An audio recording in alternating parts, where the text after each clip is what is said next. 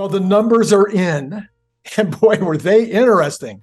And the stock reaction is almost more interesting than the numbers. So I brought the only guy that I could possibly think of to bring to discuss this kind of stuff. Brian White, what was your initial reaction to the numbers? Well, so I did a live stream to cover the numbers and I couldn't sleep. And people were saying, Brian, you're obviously awake and online. Why don't you just go live now? So I streamed for about 3.5 hours. My initial reaction was, oh my gosh, these are the same as Q2 numbers because they were. I clicked on the wrong one. So that was very exciting for about 30 seconds while everyone in the chat was saying, no, that's Brian. You have not had enough sleep. So my reaction was not bad, not too shabby. Pretty exciting, really. The biggest takeaway was Wall Street got it wrong again, as they always do. Yeah. Their numbers, but this time they were so out of line. If you look at all of the YouTube and X analysts, every single one of us was closer than them. Was closer than the Wall Street consensus. And, the big thing with Tesla stock is it's crazy. You'll have a big high expectation and there'll be a big run up the week before, and then they'll come in even higher and the stock tanks. And this time there was a pretty low expectation. We told them that it's going to be even less, and it came in even lower than that. And what happened to the stock? I don't remember. Well, it went up. It went up as of the recording of this. And when you see this, it may not be green anymore. Right. But people were saying it's going under 200. I think people are waking up to the fact that these Wall Street analysts do not know what they're talking about. They just don't. So here's the big thing. Production deliveries was 435 and 59 units. Now, I mistakenly tweeted saying James Stevenson got within 59 cars, and he corrected me. He said, no, that was a rounding error by someone who did a list. He was actually at 436 and change, but he was still the closest. He was within 1%. And I was the farthest outlier at 2%. Still like 2.4, 2.38. I don't remember, but still way more accurate than Wall Street, because those clowns are just a bunch of overpaid buffoons. They don't. Well, and the interesting thing is, you think that they would be paying attention to the YouTubers and the posters on X after a few years of getting it right, or at least taking a look at what those numbers are before they make their own conclusions, because they can't spend the kind of time that Stevenson and Tesla-likers are spending. I mean, those guys are spending a ton of time coming up with their numbers, and then you're spending a pretty doggone. You're not as detailed and crazy as those guys are, but you're out there doing the on the ground reporting. So even those three, if you were just looking at those three as people that are serious, you'd think they'd be paying some attention to at least the three of you. And maybe they are. We're only seeing the Wall Street consensus. We're not seeing all of the individual analysts. There's an entire likelihood that one or more of the analysts got closer than any of us, but it seems pretty. But that would mean that some of them were up at 470, 480. Who knows? The moon. They're bad at their job. Well, you are not giving me enough credit. I actually was closer than James Stevenson. Oh, you weren't on that short list that I saw. Oh, no. Yeah. Nobody had me on the list because I said I wasn't going to play. Oh. I said that this quarter was a throwaway quarter, and I didn't care. All I cared about was 1.83 for the year. That's my number. And I was, perfectly happy to take a pass on this particular quarter because I thought there was too many unknowns. The biggest unknown being, what would the drawdown be on inventory? And apparently there was no draw. Well, 5,000 pieces was the drawdown in inventory, but it could have been 35,000, which should have completely changed everything. So I just said, I'm out for this quarter. Well, the 435 or the 35,000 unit drawdown couldn't have happened because there were so many cars in transit via ship from Shanghai. Yeah. So I mean, right there, that's 10,000 of it. If you just count that, you're already a third of the way to your 35,000 target. So so then looking into the guidance for Q4, yes, Tesla has reiterated 1.8 is still the target.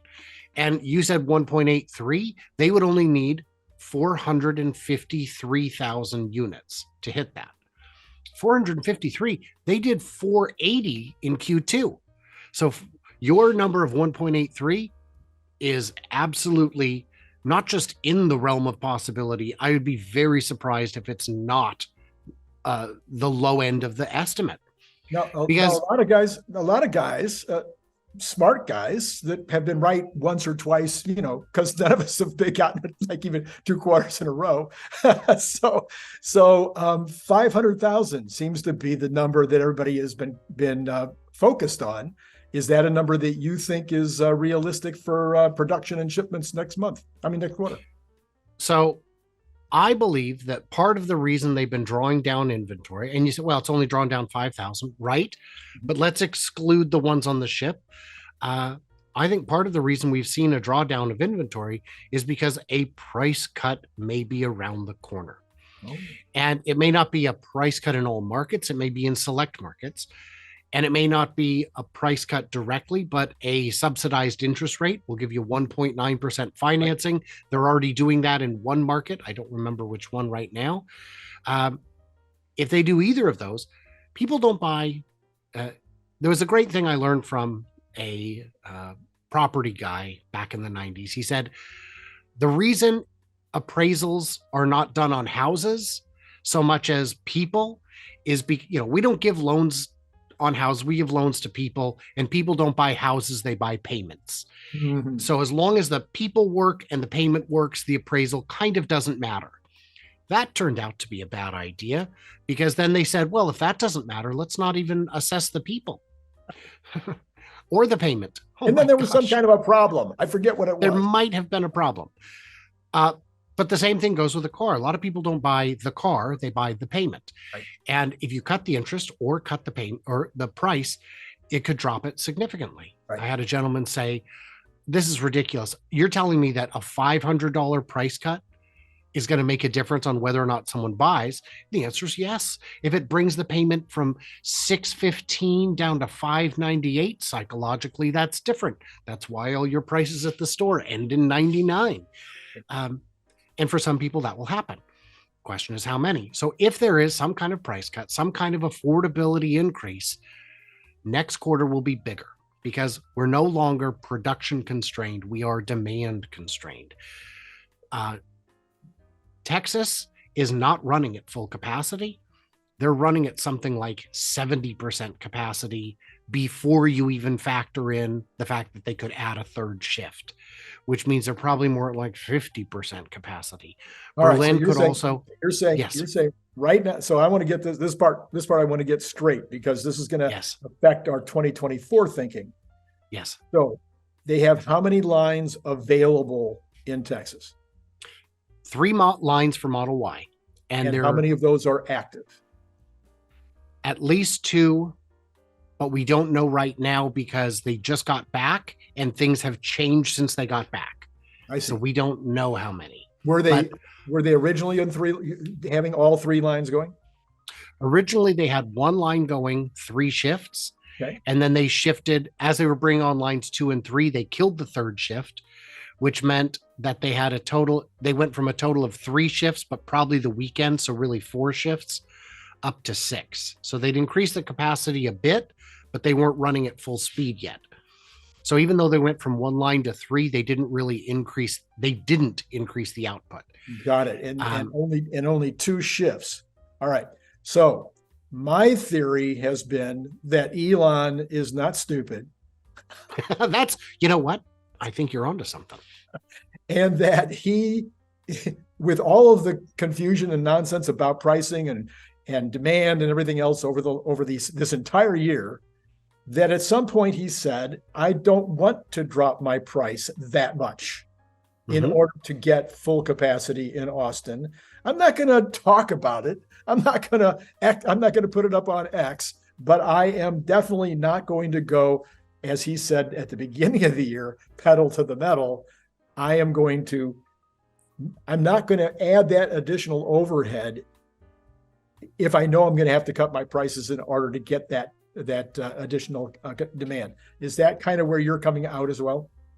Absolutely. So they just finished a retool, which tells me they've added efficiencies. That lowers your cost to build. If they pass that on, demand will increase. So to answer your question directly, will they sell more? Yes. No matter what, yes. This was still a down quarter. There was retooling time. They will maybe, without reducing the price, maybe not get back to the 480 last quarter, but close to it. And maybe even the 480 without that. If they cut the price at all, even $1,000, even if it's not even in every market, we are right back above 480. We are back on track for 480 plus.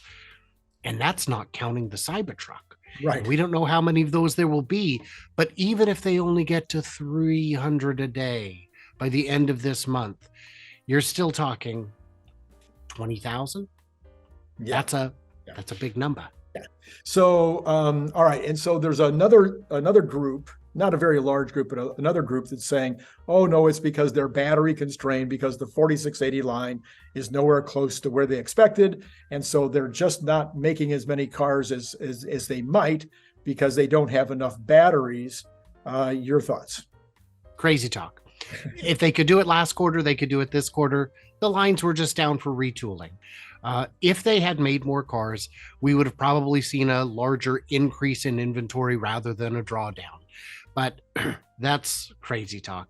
Panasonic has, just like Tesla, the ability to incrementally increase, even though they're at, even though they're throttled to 100, like the space shuttle, they can throttle to 110 because they've got new efficiencies, better streamlined, whatever it may be.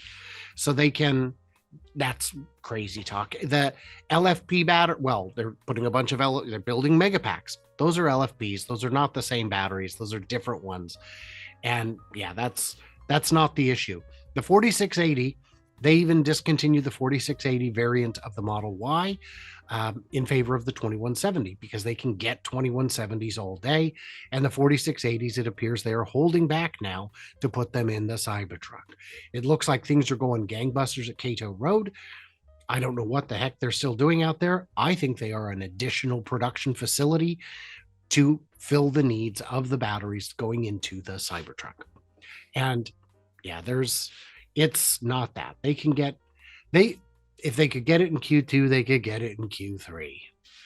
Okay, so then if we look at 2024, what I'm hearing you saying is that Austin and the Berlin would be almost a mirror. I think what you were just saying about Austin is that we're maybe running at 50% of capacity on both of those factory floors with regard to Model Y. And it's only a matter of adding manpower, shifts, and maximizing. We could go to double those numbers. Yes. Now, we may see some downtime in Berlin to retool the way they did in Texas, but I don't think it would be as long as in Texas because Berlin had a more recent line upgrade within the last year. So I think if they were to take it down for a little bit, it wouldn't be as consequential. And we've seen some real big numbers out of Europe this year because the prices are finally coming down. Many European countries have already sold more Teslas this year than they did all of last year, which shows very strong demand. So into 2024, how do we increase the numbers without getting the compact online? Well, the first answer is that Cybertruck will continue ramping through next year. The F-150 Lightning appears to be on hold, appears to be briefly, I guess, discontinued. There are people who will only buy a truck and they will only have the choice of that or Rivian. Well, the Silverado's coming. Great. I don't know if those are going to be built profitably, and we don't know if they're going to be sold affordably. Now, we still don't know the price of the Cybertruck. If the Cybertruck comes in at less than the cost of a Model X, it's going to be hot. it's going to sell like crazy for the first 2 years. I was going to say, So I don't think there's any issue about the first 2 years. I mean, if you have 2 million reservation holders, if 10% of the reservations are taken up, you've got the first year done at least. And you're so I'm not even thinking about whether or not that is a demand issue. It's going to sell out for at least, as you point out, the first 2 years. Yeah. Bless you, man. You're this all, I know, right? Finally coming up and biting you, huh? Anyway, we are okay. So we're going to get a couple of 100,000 extra from maybe 150, 200,000 from Cybertruck next year, something like that. Sure. Depending again on how the ramp goes. And we don't know because it's unknowable. Because it's unknowable. But we're going to get some good margin there too. Yep. So we've got that. If there's a non-zero chance we'll start to see interest rates normalize. If that happens, affordability increases, don't necessarily need a price cut, but economies of scale will also reduce prices. So there's a non-zero chance that Model Y and 3 and S and X could enjoy price cuts next year. If those happen, plus the interest rates, and you're forgetting about the upgrades. So we've now had upgrades in Shanghai on the Model Y, even though they're very limited to cosmetic issues, apparently. What do you think of what's the deal there that they would only do those cosmetic changes? Is it because you can just do that easily and the other changes might be coming later? So I think they're trying to keep part commonality and that those are parts that are in common with the 3. And a lot of the parts, there's plenty of parts that are not in common. And if they're sufficiently uncommon, you don't need to change them. So they just gave a few things. And also, I think it was to indicate to the market, Juniper's not coming anytime soon. Buy your Y now. Don't wait 2 years, 3 years, thinking any minute you're going to get the new, more exciting thing. Oh, and also we shaved a second off the 0 to 60. Seen a lot of questions about that on X and a lot of terrible answers. The answer appears to be it was software limited. That's it.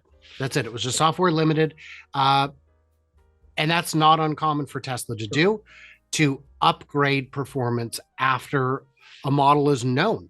If your failure rate is 0, you're not taking enough chances. When I worked at the bank, they were showing our default rate, and it was something like 0.2% at the time, to which the CEO said, that's bad. It means we're not taking enough risks with loans. We're being too conservative. There are a lot of people who would make good on a loan that we're not giving loans to. So some default is factored in and some failures are factored in. So I think that's where the extra second of performance comes from.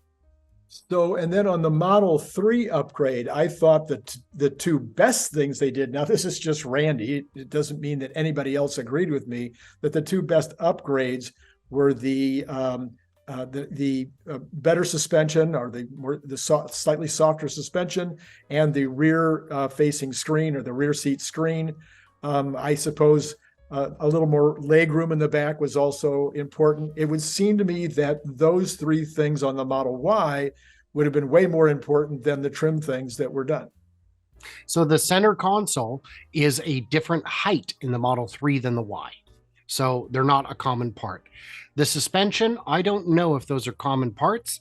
I imagine not. I mean, the Model Y is a significantly bigger vehicle, good 10-20% bigger, quite a bit heavier. So I don't think those are already common parts that need to be,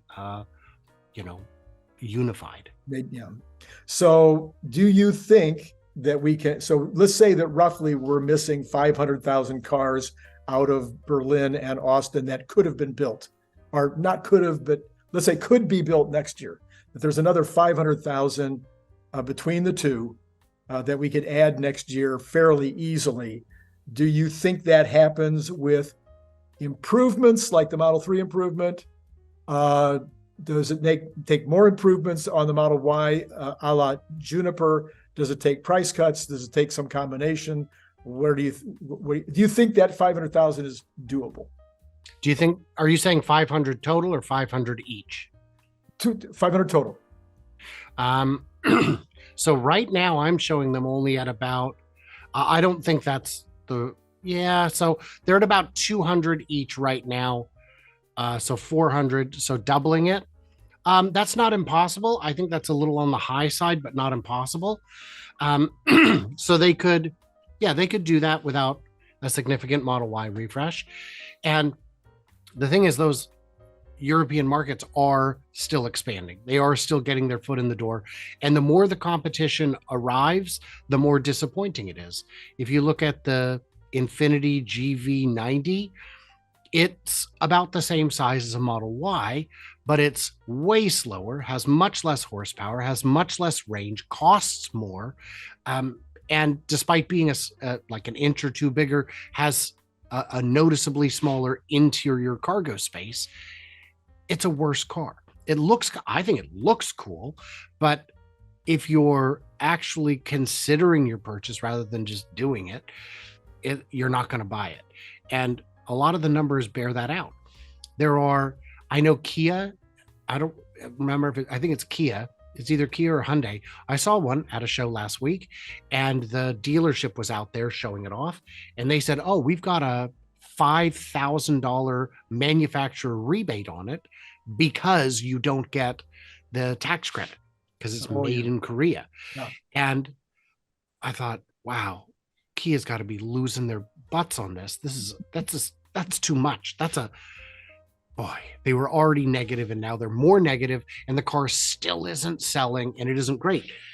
Tesla didn't have salespeople out there, and yet they're still number one in the market by a huge margin. And don't forget that another thing Tesla can do rather than just cutting price is pull any of the other demand levers. Right. Let's get some new colors. Let's expand the referral program to include something else. Let's where to start? Let's do any amount of direct marketing. Yeah. You don't have to advertise to market. Yeah, I was actually looking at the production side. So I'm not terribly, sure. I am concerned about how you get them sold. I'm a marketer. That's what I do. Right. But great. If I can sell 500,000 more cars, can I make 500,000 more cars? And could they? Oh, yes. The answer is, so if you're asking, can they make 500,000 more? Yes. Okay. 250 more per plant? Yes. Yes, they can. Yes. And you already believe they'll make more S's. So it is, so we could, I'm sorry, not S's, I'm sorry, threes. That they'll make more threes just by virtue of being better at it. Yeah. The line speed will improve with the new design.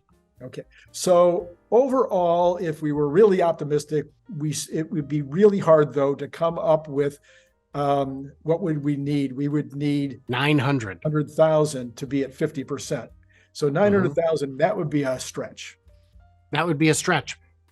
Get it. So you could get another 500 just in Ys, another 100 in threes. I don't think you're going to get a whole lot, an appreciable amount. So you still need another 3, but you could get awful close on Cybertruck. Right. So you could get close in an optimistic world, but then you would still be way ahead of the 50% per year average starting in 2020. Would you? I don't remember what the number would be. I think it would have to be 2.5 or something like that to get to 2.5, 2.55. So we would be over that. Yes. But again, hitting the optimistic. Yeah. But then again, it still comes back to, can you then sell them? Yes, of course. Because they're not gonna make them if they can't sell them. Yes. So, and of course, as you point out, a lot of that will depend on interest rates. And I think most folks don't realize interest rates will come down not based on what the Fed does. Okay. Interest rates are set on the bonds, not on the Fed.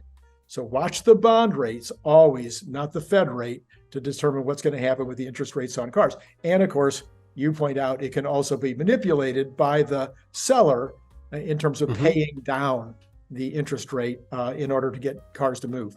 So great, Brian. That is 100% of why I wanted to have you on today.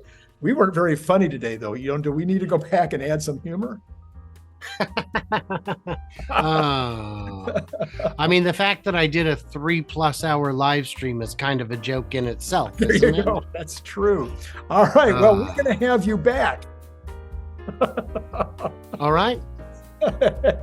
And for all of you out there, it has been amazing, incredible talking to you today. If you don't mind, I do want to pitch my little device here. I have these little devices for $25. You can't believe how cool this is. Look at how thick the stainless. I mean, holy mackerel! It comes in it comes in a camo as well. It's a can opener. I mean, I'm sorry, not a can opener, a bottle opener. So you got your bottle opener here too, and it's got a magnet on the back, so you can slap it up on your fridge. I mean, is this good or what? So anyway, you just send $25 to my PayPal account. It's down in the information below. Just click on there. You can send it 20. Now, if you're out of the country, I got to charge you an extra $20 for freight. So, or if you join my Patreon, I'll give you one at the $10 level. I'll give you one for free. Click the link below to get your paperback, Kindle, or audiobook now.